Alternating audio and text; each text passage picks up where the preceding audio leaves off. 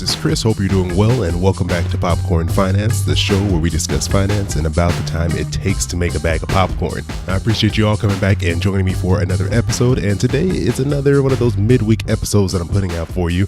I want to do that more often this year in 2019, was to give you an extra episode. I want to give you a little bit more content to help you get through the week.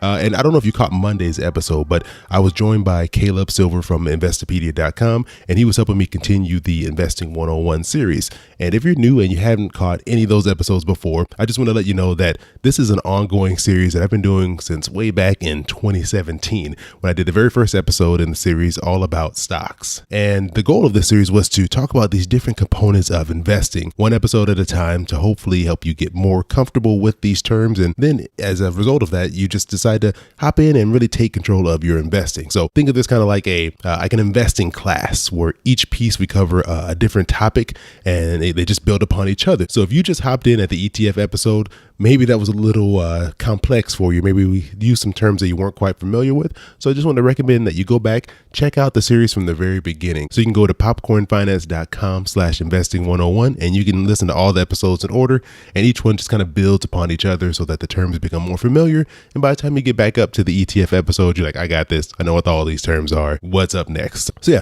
recommend check those out. Get a little more comfortable and let me know what you think, and if there's any other topics in this investing space that you want me to cover in a future Investing 101 episode. But for today's special episode, we're going to be joined again by Allison Baggerly from InspiredBudget.com, and she's going to be sharing another one of her budget tips in this new segment that we're going to be doing every couple of weeks. Now, there is some controversy around this segment, specifically around the name of this segment. I initially was going with Budget Nuggets. Allison vetoed that call, probably for good reason. But you know what? I got a message on Twitter from Jennifer, aka @BluePhoenix279, and she gave me the suggestion to use Kernel instead of Nuggets because that goes more with the theme of popcorn finance.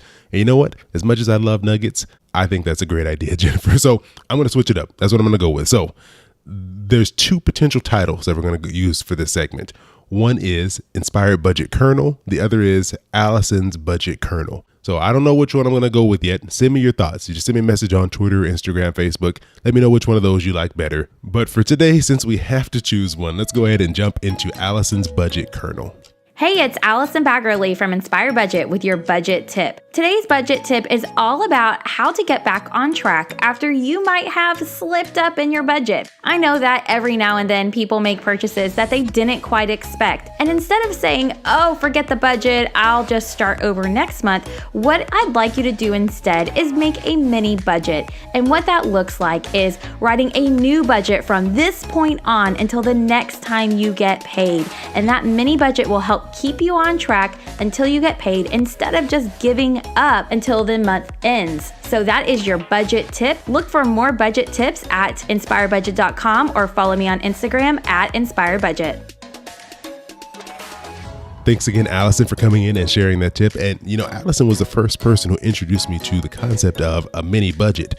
And I think I was one of those people that once the budget got off the rails, I kind of just panicked a little bit and, you know, whatever happened. And I just hope for the best. And it wasn't really organized. I didn't really have a plan to it. And when Allison first told me about using a mini budget to kind of just, hey, you know what, we're going to wipe the slate clean. We're going to start where we are and look at how much money we have and go forward. It kind of changed my world a little bit there. So I've been doing that ever since. So I really appreciate that tip, Allison. And I'm happy that we got to share that with everyone listening. So I hope you enjoyed today's episode. But before we get out of here, I just want to remind you, I'm still working on episode 100. So if you don't know what I'm doing, I'm going around and I'm asking all of the listeners this question. If someone gave you $100 and you only had 1 minute to spend it, what would you buy? Nothing responsible, just something that you would truly enjoy.